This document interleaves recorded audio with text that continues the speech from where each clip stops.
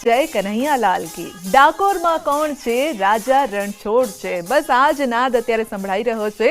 ત્યારે સીધા જ આપને લઈ જઈશું અમદાવાદના ઇસ્કોન મંદિરમાં। આજે ભલે અમદાવાદમાં આટલો વરસાદ વરસ્યો હોય, 4 થી 5 ઇંચ જેટલો વરસાદ વરસ્યો હોય, અનેક વિસ્તારોમાં પાણી ભરાઈ ગયા હોય, તેમ છતાં પણ ઇસ્કોન મંદિર અત્યારે ભક્તો પહોંચી રહ્યા છે, કારણ કે હવે છેલ્લી ઘડીઓ નજીક આવી રહી છે। અમારા સહયોગી ઋત્વિજ પણ આપણી સાથે છે અને આપણે તેમની પાસે જ જઈશું અને જાણવાનો પ્રયત્ન કરીશું કે અત્યારે ભક્તોમાં કયા પ્રકારની અધીરાઈ છે। ઋત્વિજ,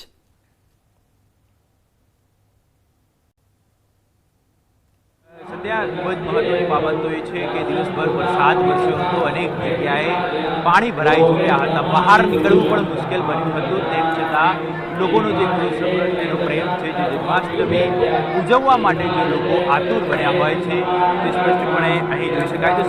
તો હું આપને જે મંદિરની જે સુશોભન કરવામાં આવ્યું છે, મંદિરને સમગ્ર મંદિર છે તેને સુશોભિત કરવામાં આવ્યું છે, તે દ્રશ્યની અંદર બતાવવા માંગીશ કે એક સુંદર આભૂષણો વસ્ત્રો સાથે જે શણગાર છે તે અહીં જોવા મળી રહ્યો છે। બીજી તરફ હાલમાં જે વિધિ છે, કૃષ્ણ જન્મોત્સવની જે વિધિ પણ શરૂઆત કરી દેવામાં આવી છે।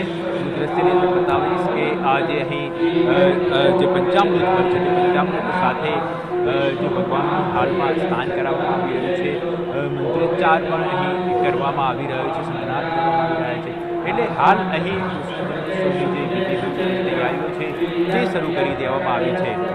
તમામ ભક્તો છે તે ખૂબ જ આતુર બન્યા છે। અહીં ભક્તોનો જમાવડો પણ જોવા મળી રહ્યો છે। બિલકુલ 12 વાગ્યાની રાહ જોઈ રહ્યા છે અને 12 વાગ્યાના ટકોરે કૃષ્ણ જન્મોત્સવ મનાવવામાં આવશે।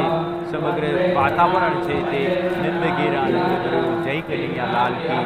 મંદિરમાં કોણ છે રાજા રણછોડ છે એના નાદ સાથે ભક્તિમય માહોલ છે તે આ મંદિર પરિસરની અંદર જોવા મળશે। અને બીજી તરફ હું હવે આપને દ્રશ્ય બતાવવા માંગીશ કે જે ભક્તો છે તે ભક્તોનો ઉત્સાહ કયા પ્રકારનો જોવા મળી રહ્યો છે, કારણ કે વરસાદ હોવા છતાં અનેક જગ્યાએ પાણી ભરાયા હોવા છતાં પણ ભક્તો છે તે તો આપ દ્રશ્ય જોઈ રહ્યા છો અમદાવાદના ઇસ્કોન મંદિરમાં અત્યારે જન્મોત્સવ પહેલા લડ્ડુ ગોપાલની, નંદલાલની પૂજા કરવામાં આવી રહી છે।